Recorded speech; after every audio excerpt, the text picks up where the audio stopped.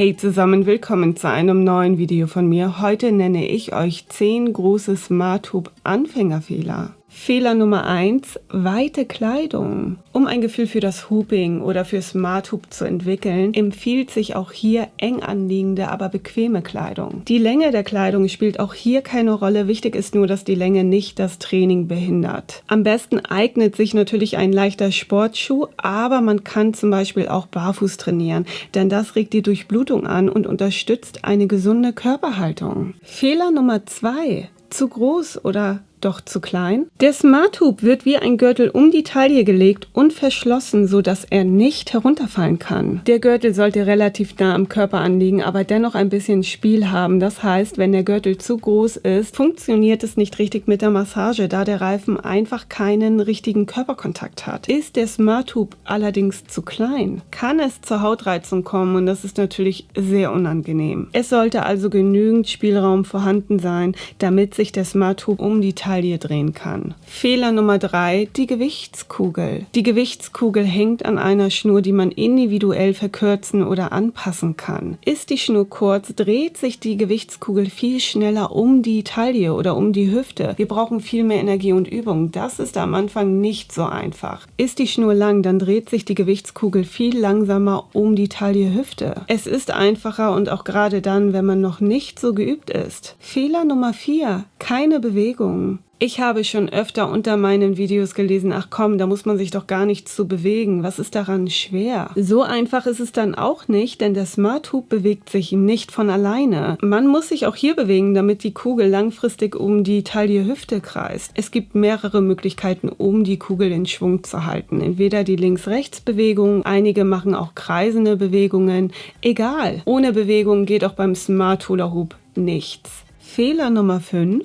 die falsche Bewegung. Der SmartHoop verzeiht kleine technische Fehler und es ist auch kein rhythmisches Kreisen notwendig. Allerdings sollte man auch hier versuchen, sich gleichmäßig zu bewegen, weil sonst gerät die Kugel aus ihrer eigentlichen Schwungbahn. Gerade dann, wenn man sich ruckartig bewegt, verliert die Kugel an Schwung. Es ist zwar einfacher als wie mit einem normalen Hula Hoop, ja, aber man sollte auch hier versuchen, einen Rhythmus zu bekommen. Versucht nicht so viele Fehler zu machen und intakt zu bleiben. Fehler Nummer 6. Fehlender Schwung. Dass die Kugel nicht von alleine um die Taille-Hüfte kreist, hatten wir ja schon. Die Kugel braucht Schwung. Wenn der Schwung zu lasch ist, dann hat die Kugel gar nicht die Möglichkeit, um die Taille-Hüfte zu kreisen. Am besten bekommt man den Schwung hin, meiner Meinung nach, wenn man die Schnur anpackt und nicht die Kugel. Auch weiter unten, und ich drehe mich dann auch immer gleich etwas in die Richtung, entweder nach links oder nach rechts. Man sollte versuchen, die Kugel nicht schief zu halten, weil dann kann es sein, dass die Kugel mal nach oben schießt oder nach unten. Am besten waagerecht vor euch, damit die Kugel einigermaßen gerade um die Taille-Hüfte kreist. Achtet darauf, dass die Kugel nicht zu schief hängt und auf einen guten Schwung. Fehler Nummer 7, die falsche Körperhaltung. Eine falsche Körperhaltung ist auch beim Smart Hula Hoop nicht wirklich vorteilhaft. Durch eine falsche Körperhaltung können übrigens Muskeln verkürzen und sogar abschwächen. Von daher sollte man immer die Körperhaltung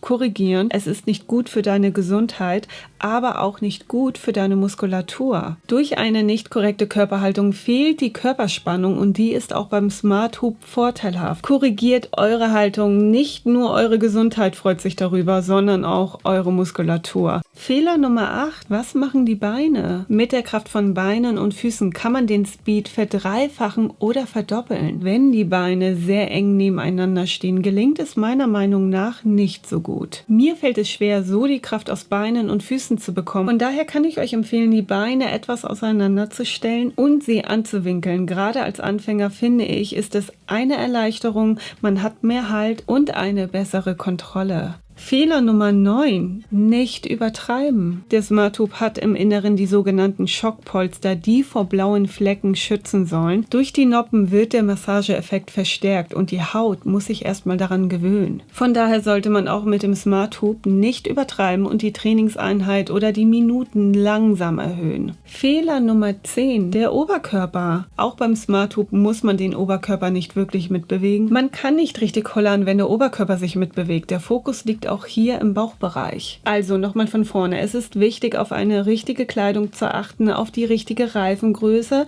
aber auch auf die Länge der Gewichtskugel. Der Schwung sollte gut sein. Man sollte auf eine gute Körperhaltung achten, aber auch auf die Beine und ja, dass der Oberkörper sich halt nicht zu extrem bewegt, auch sehr wichtig. Ich hoffe, euch hat das Video gefallen. Abonniert meinen Kanal, um keine weiteren Videos zu verpassen. Und ja, bleibt gesund. Bis bald.